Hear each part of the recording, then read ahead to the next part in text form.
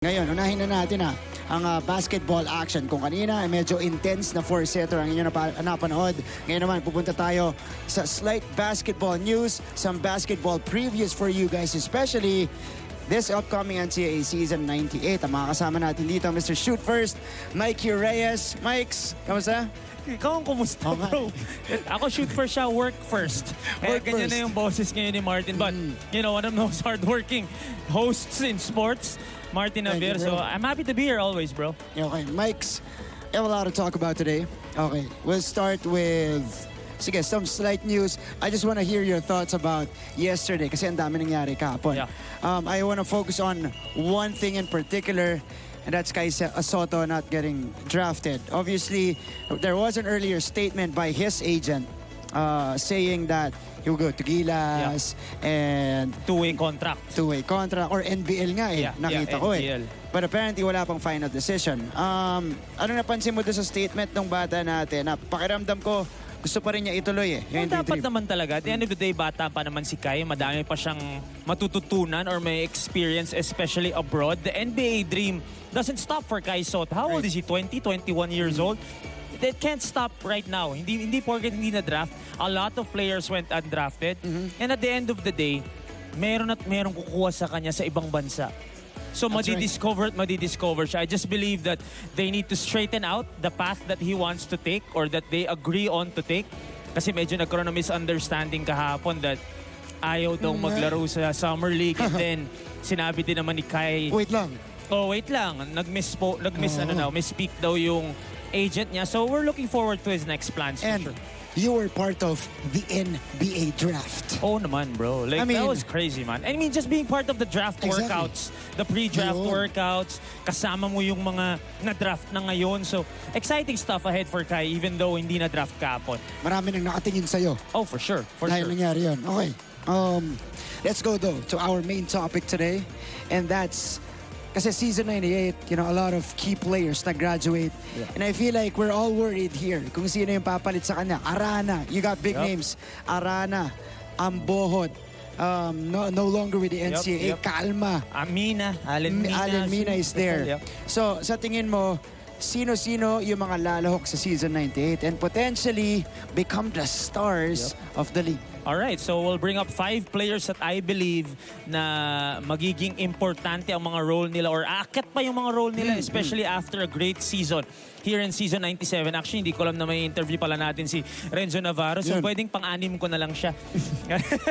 Hindi. Nahiya tuloy si Mikey. Okay. We'll start off with a guy that nakausap lang natin a few weeks ago, Allen Leewa.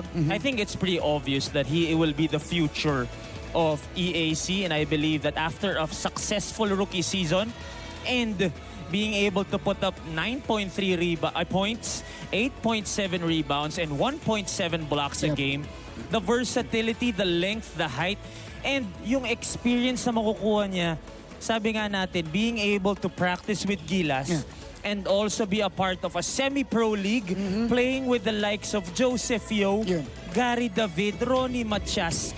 The EAC Generals will have someone to rely on along with Ralph Robin, of course, and JP Maguliano. Kasi nawala na yung Marwin Taiwan, nawala na yung CJ Kadwa, yung mga leaders mo, kakailangan mag-step up nitong si Allen Leewa. Grabe yung mga kabanggaan niya. Oo. Ronnie Matias. Ronnie Matias, bro. Mamasahihin ka nun Teammate sa practice. Oo, tapos teammate mo, The Ninja, Joseph Yeo, tsaka Gary David El Granada. Posibleng wala ka matutunan doon. Grabe yung bangko ng experience, wealth of experience yung ibibigay sa iyo ng mga players na yan. Alright, Allen Leewa of EAC at the center spot. I like the potential of this guy because he also has the potential to play above the rim. Oh, for sure, for sure. He has Diba? the athleticism and he also has the touch to shoot from the outside. That's true. Yep. Okay, Allen Leewa. And let's move on to your second pick from San Beda. Well, they didn't make it to the finals for the first time in 17 years, if I'm not mistaken. Tama, 17 years. Yeah. So this is something that, to this point, hindi ko maintindihan. Hindi ko pa rin alam yung totoong rason kung bakit he played the 8th game of the season already. Nasa reserve. Oh, he was fielded in sa second to the last game of the elimination round. And still, he put up numbers. Yeah. He introduced himself. Not only is he the son of a college legend, a college basketball legend. Pero nagpakita siya na kaya rin niyang mag-contribute on the college level. He averaged 6 points and 3 assists, or 3 rebounds and 2 assists per game para sa San Beda. He only played 5 games. Yeah. And in his first Final Four appearance, na technically, 3 laro pa lang yung nasa bag niya nun.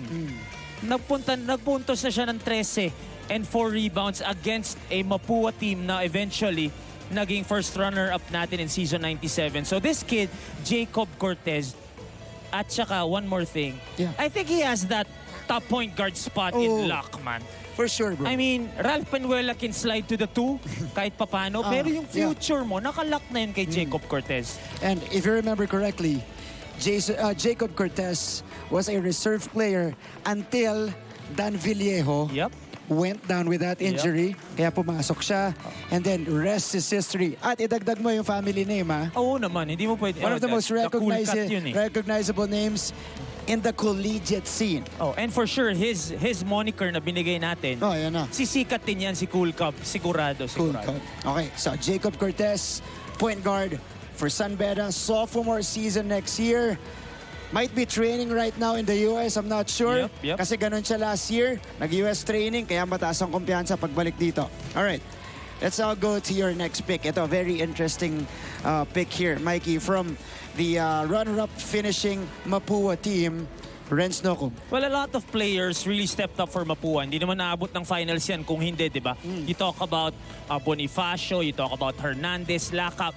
But I believe this guy, whom was a rookie nitong season 97, showed out.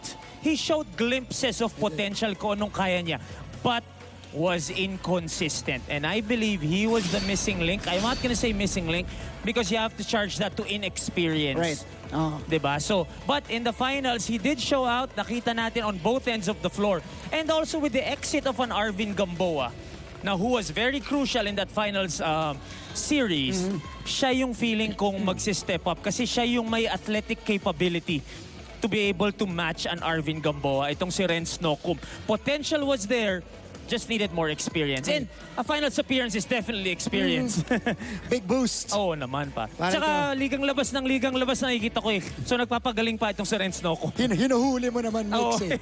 Hinuhuli mo eh. Pero you're right. First game, showed out, but kind of vanished in the next few and then appeared again. So might find a little bit more consistency going into season 98. And if he does find his groove early on and consistently, my goodness, it's gonna be scary for the rest of the league. Kasi nga, you mentioned, he's got the athleticism and the length of this guy. Brother. And the youth. Yung and energy niya on both ends. That's right. Okay, puntahan natin. Ito, hindi masyado pinalad sa season 98. Pero maganda ang ipinakita. I think we are calling him now the cannonball or the wrecking ball because of how he plays. Oo nga, no? JL De Los Santos, JRU. JL De Los Santos, you brought it up na 1-8 sila. Tama, diba? They were last place, they were 10th in the league, but individually had a great season.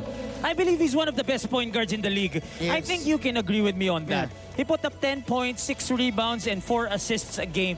One of the leaders in the assist department. Nauna lang tong mamayang kakausapin mo.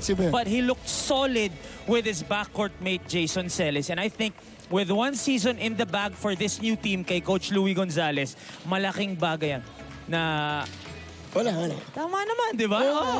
And I believe also that JL is JRU's engine. Okay. Because, right. yes, Jason Celis is their main scorer. Pero kung hindi aandar itong si JL, medyo mahirapan itong JRU. So he's one guy to watch out for sure. So, pero hindi ko pa rin ipe-predict na magcha-champion sila. Pero yun sabihin ko eh. Yun tatanong ko eh. Magko-coach hammer out ka ba? Okay, hindi. But we like what we will see from JRU next season, especially with another season in. At other guys, some key guys that they missed in the previous season, papasok ulit sa kanila. Lastly here, for Perpetual, I've talked about... He did decide to stay? Yeah, he decided to stay. One more year? Yeah, he decided to stay one more year. He was ready for the draft, I believe. He has the tools. This is news to me. Yeah, but the thing is with I've talked about 4 guys na medyo youthful. Ito senior na papasok ng season 98.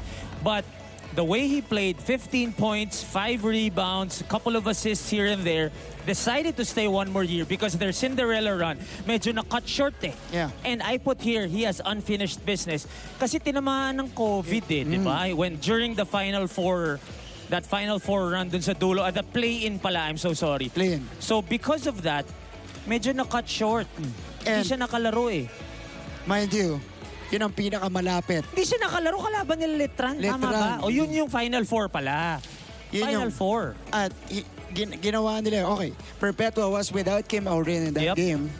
Pero sila yung pinaka-nakadikit sa Dumikit Letran. sila sa Letran in a Final Four stage. So I believe the decision for Kim Aurin to stay, aabangan natin yan. Kasi alam natin na, alam mo naman sina Coach Mikey, ang ganda nung nilaro nila this Ganda. past season. And they're only gonna get better in season 98. That's right. And they peaked at the right time as well. Mikes, thank you so much for Of joining course, us here. brother. Good luck to you, ha? Kaya mo yan, bro. Kaya mo yan. Last na to. Itatawid.